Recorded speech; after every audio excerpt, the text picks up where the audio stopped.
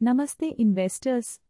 This is prime from आलसी trader. आज हम देख रहे हैं Adani ports and special economic zone limited के मार्च 2026 क्वार्टरली रिजल्ट्स। अदानी पोर्ट्स ने मार्च 2026 क्वार्टर में एक स्ट्रॉन्ग टॉप लाइन ग्रोथ दिखाई है। रेवेन्यू में 26.5% की जबरदस्त वृद्धि हुई है, जो 10,738 रुपीस करोड़ तक पहुंच गया है। लेकिन इसके साथ ही ऑपरेटिंग और नेट मार्जिन्स में कंट्रैक्शन भी देखा गया है। फाइलिंग हाइलाइट्स पर नजर डालते हैं। Adani ports and special economic zone limited ने 30 अप्रैल 2026 को बोर्ड मीटिंग के आउटकम्स एनएसई को सबमिट किए। बोर्ड ऑफ डायरेक्टर्स ने 31 मार्च 2026 को समाप्त हुई क्वार्टर और फाइनेंशियल ईयर के ऑडिटेड फाइनेंशियल रिजल्ट्स को अप्रूव किया है। Statutory auditors MSKA and associates LLP ने अनमॉडिफाइड ओपिनियन के साथ ऑडिट रिपोर्ट्स इशू किए हैं। कंपनी ने फाइनेंशियल ईयर 2025-26 के लिए RS 7.50 प्रति इक्विटी शेयर यानी 375% का डिविडेंड रेकमेंड किया है, जो शेयरहोल्डर्स की अप्रूवल पर निर्भर करेगा। इस डिविडेंड के लिए रिकॉर्ड डेट फ्राइडे जून 12, 2026 फिक्स की गई है और अगर डिक्लेयर हुआ तो पेमेंट जून 25, 2026 या उसके बाद होगा। बोर्ड ने डॉक्टर अजय कुमार IAS को additional director non executive non independent appoint किया है।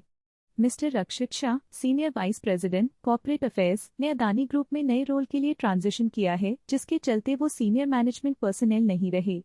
इंटरनल ऑडिटर के रूप में MS Ernst and young LLP को अपॉइंट किया गया है, मिस्टर अमरेंद्र कुमार सिन्हा की जगह ऑर्गेनाइजेशनल रीस्ट्रक्चरिंग के कारण। कंपनी की 27th AGM वेंसडे जून 24, 2026 को वीडियो कॉन्फ्रेंसिंग के थ्रू होगी। नॉन कन्वर्टेबल सिक्योरिटीज के इशू प्रोसीड्स की यूटिलाइजेशन और मटेरियल डिविएशंस का स्टेटमेंट भी सबमिट किया गया है। अब नंबर्स की कहानी देखते हैं। मार्च 2026 क्वार्टर में अदानी पोर्ट्स का रेवेन्यू 10,738 रुपीस करोड़ रहा। ये डेक 2025 के 9,705 रुपीस करोड़ से 10.6% अप है और पिछले साल के मार्च 2025 के 8,488 रुपीस करोड़ से 26.5% अप है। टॉप लाइन ग्रोथ काफी स्ट्रॉन्ग है।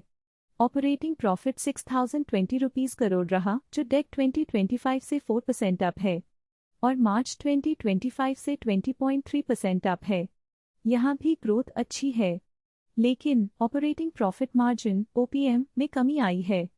मार्च 2026 में OPM 56% रहा। ये डेक 2025 के 60% से 4 परसेंटेज पॉइंट्स PP कंट्रैक्टेड है और मार्च 2025 के 59% से 3 परसेंटेज पॉइंट्स PP कंट्रैक्टेड है। इसका मतलब है कि ऑपरेटिंग कॉस्ट्स या प्राइसिंग में कुछ दबाव रहा है। नेट प्रॉफिट 3,308 रुपीस करोड़ पर पहुंचा। ये डेक 2025 के 3,043 रुपीस करोड़ से 8.7% अप है और मार्च 2025 के 3,023 रुपीस करोड़ से 9.4% अप है। नेट प्रॉफिट मार्जिन NPM भी कंट्रैक्टेड हुआ है। मार्च 2026 में NPM 30.8% रहा। ये डेक 2025 के 31.4% से 0.6 परसेंटेज पॉइंट्स PP कंट्रैक्टेड है और मार्च 2025 के 35.6% से 4.8 परसेंटेज पॉइंट्स PP कंट्रैक्टेड है। EPS 14 रुपीस एंड 45 पैसे रहा, जो डेक 2025 के 13 रुपीस एंड 25 पैसे से 9.1% अप है और मार्च 2025 के 13 रुपीस एंड 95 पैसे से 3.6% अप है। मार्जिन्स की ट्रेजेक्टरी देखें तो मार्च 2025 में OPM 59% था, जून 2025 में 60% हुआ, सितंबर 2025 में 58% पार कंट्रैक्टेड हुआ, डेक 2025 में फिर 60% पार एक्सपैंडेड हुआ और अब मार्च 2026 में 56% पार कंट्रैक्टेड हुआ है। ओवरऑल योय बेसिस पार OPM 3 PP कंट्रैक्टेड हुआ है, जो कॉस्ट प्रेशर या प्राइसिंग वीकनेस को दर्शाता है। एक इम्पॉर्टेंट ऑब्जर्वेशन है operating leverage gap. Operating profit में 20.3% योय ग्रोथ हुई, लेकिन नेट प्रॉफिट में सिर्फ 9.4% योय ग्रोथ हुई। ये 10.9 परसेंटेज पॉइंट्स का गैप ऑपरेटिंग लाइन के नीचे taxes, interest, depreciation, exceptionals, expenses द्वारा कंज्यूम हो रहा है।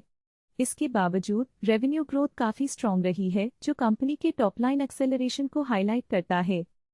CMP 1,657 रुपीस एंड 30 पैसे और P 29.8 पा। इन्वेस्टर्स को कंपनी की स्ट्रॉन्ग रेवेन्यू ग्रोथ और डिविडेंड अनाउंसमेंट पर ध्यान देना चाहिए, लेकिन मार्जिन्स में कंट्रैक्शन और ऑपरेटिंग लीवरेज गैप को भी समझना जरूरी है।